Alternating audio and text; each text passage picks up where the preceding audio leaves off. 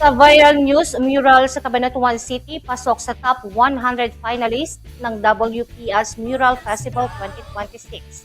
Mural sa Cabanatuan ang isa ngayon sa mga kinikilalang likhang sining matapos mapasama sa top 105 o national finalist ng WPS Mural Festival 2026. Matatagpuan ang mural sa gilid ng cafe at Katha, Barangay Adwas, Cabanatuan City. Kaya madali itong mapupuntahan ng mga residente at mga bumibisita sa lugar. Ayon sa post ng Balaraw Art Collective, napili ang kanilang mural mula sa 220 entries. Ang mga ito ay isinumiti ng mga artists at art collectives mula sa iba't ibang bahagi ng Pilipinas. Kaya naman, malaking pagkilala ito para sa grupo at sa lungsod ng Cabanatuan. Bukod dito, napabilang din sa top 100 national finalists ang solo mural entry ng kanilang kapwa-artist na si John Melvin Garcia. Ipinakita nito ang patuloy na pag-usbong ng mga lokal na alagad ng sining. Nagbibigay rin ito ng mas malaking pagkilala sa talento ng mga artist mula sa Nueva Ecija.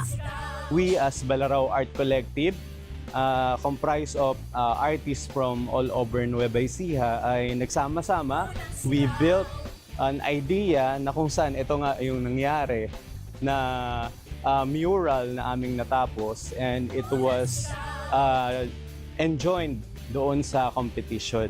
So we are happy to announce that we made it to the top 100 na mural na in-awardan recently doon sa National Library. Sinabi ng grupo na ang bawat mural ay sumasalamin sa bayanihan at pagkakaisa. Ipinapakita rin ito ang pagpapahalaga sa mga kwentong nagbubuklod sa mga Pilipino. Higit pa rito, layunin ng kanilang sining na napaalalahanan ng publiko tungkol sa pangangalaga sa pagkakakilanlan ng bansa. Kabilang din dito ang pagpapahalaga sa mga karagatang bahagi ng Pilipinas. Pinapakita dito yung pagkakaisa ng mga Pilipino sa pagtatanggol doon sa ating mga karagatan, laban doon sa mga invaders na gustong sumakop doon sa nasasakupan talaga natin historically and by divine rights. Samantala, binuksan ng WPS Mural Festival 2026 sa National Library of the Philippines.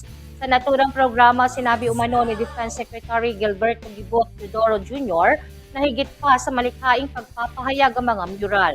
Ayon sa West Philippine Sea Transparency Group, sinabi niya ang mga ito ay nagpapakita ng kamalayan, kaalaman at pagmamahal sa bayan.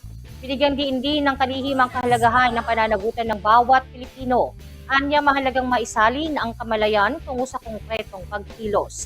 Sa ganitong paraan, mas maraming mamamayan ang makikilahok sa pangangalaga sa West Philippine Sea.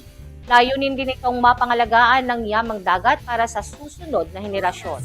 Sa kasalukuyan, kabilang ang mural sa Adwas sa mga obrang maglalaban sa pambansang yugto ng WPS Mural Festival 2020.